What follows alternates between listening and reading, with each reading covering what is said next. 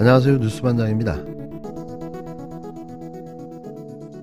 검찰이 이재명 더불어민주당 대표에게 소환을 통보했습니다. 오로지 국가예산 낭비하는 것과 정적 죽이기 말고는 관심이 없어 보이는데요. 이미 무혐의로 사건이 종결된 성남FC 후원금을 조사하겠다는 겁니다. 이게 대체 언제 끝난 수사인가요? 이 사건은 지난 2018년 6월 바른미래당이 이재명 전 경기도지사를 제3자 뇌물죄 등의 혐의로 고발했고 수원지방검찰청 성남지청은 해당 사건을 분당경찰서로 이첩했는데요.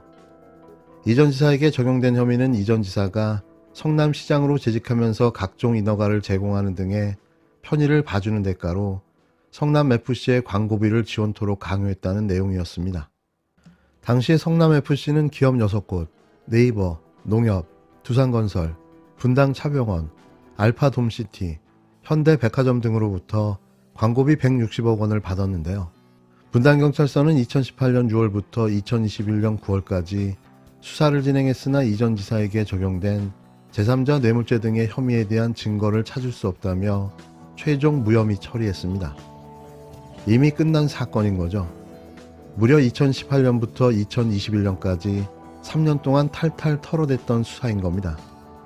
정작 그렇게 탈탈 털어대던 대장동 의혹에 대해서는 이런 방구 말 한마디 못하고 느닷없이 성남FC 후원금 수사를 들고 나왔는데요.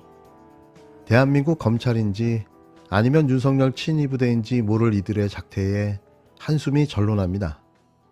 이에 대해 민생 투어차 고향인 경북 안동을 찾은 이 대표가 작심 발언을 쏟아냈는데요. 검찰이 저를 소환하겠다고 어제 갑자기 연락이 왔습니다. 안 됩니다. 여러분, 싸울 겁니다. 지금 야당 파괴하고 정적 제거하는데 힘쓸 때입니까, 여러분? 아닙니다. 대장동 가지고 몇 년 가까이 탈탈 털어대더니 이제는 무혐의 결정 났던 FC 광고한 것 가지고 저를 소환하겠다고 합니다. 이재명이 그렇게 무섭습니까?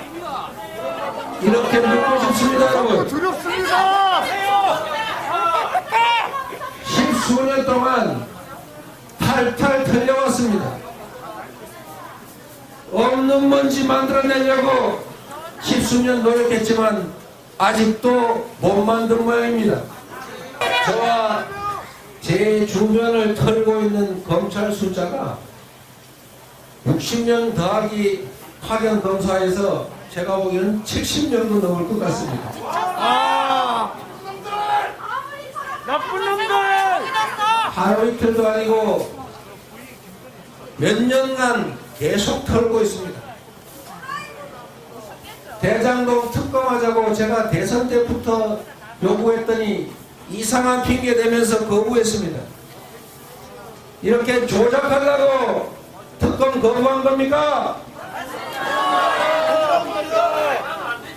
저는 국민의힘을 믿습니다.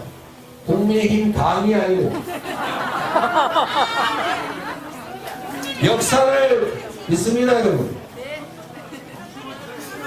이재명을 죽인다고 해서 그 무능함과 불공정함이 감춰지지 않습니다, 여러분. 가장 불공정하고 가장 몰상식한 정권이 바로 윤석열 정권입니다, 여러분.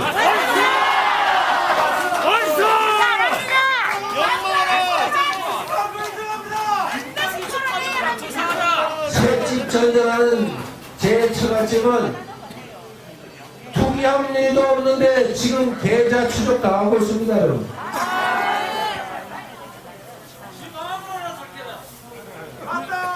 제 아내는 2번 검찰, 경찰 소환 다 조사받고 3번째 또 수사받고 있습니다, 여러분. 26,000원 밥값을 누가 냈냐? 이런 조사하고 있습니다, 여러분.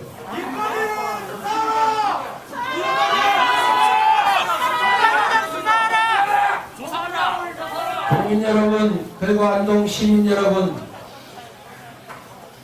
정치를 이렇게 하면 당장은 통할지 몰라도 반드시 대가를 치르게 된다. 이것이 바로 역사의 법칙입니다.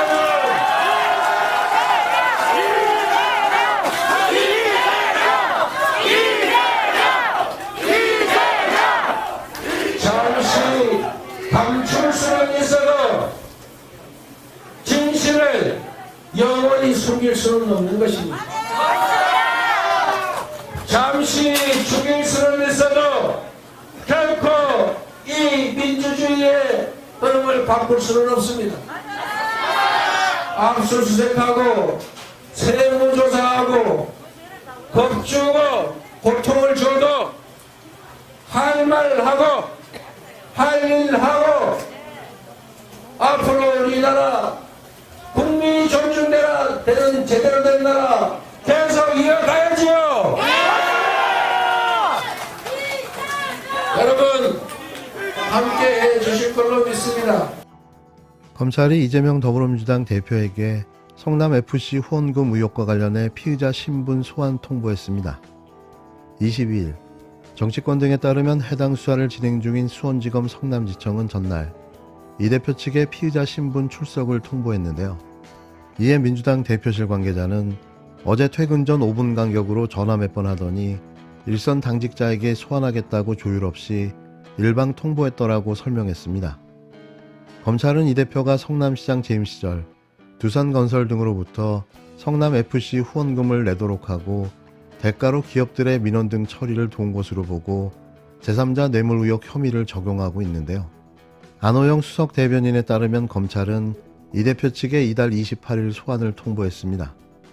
다만 이 대표는 이날 오전 경북 안동과 울진, 강원도 강릉 등지에서 국민 속으로 경청 투어를 진행하기 위해 서울을 떠난 상태였는데요. 이어 23일에는 강원 춘천에서 현장 최고위원회의를, 오후엔 원주에서 국민 속으로 경청 투어를 이어갈 예정입니다. 또 오는 23일 오후에는 내년도 예산안 처리를 위한 국회 본회의가 예고되어 있는데요. 이에 안수석 대변인은 불쾌감을 드러냈습니다. 그는 우린 이미 일정이 정해져 있다.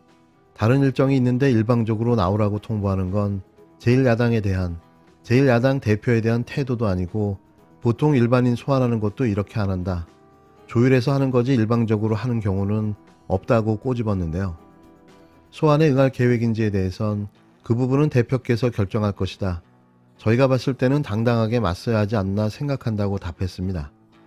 그러면서 일반적인 절차로 보면 조사식이나 절차 등이 있으니 변호인이 검찰과 조율해서 정하는 게 합당하다고 말했는데요.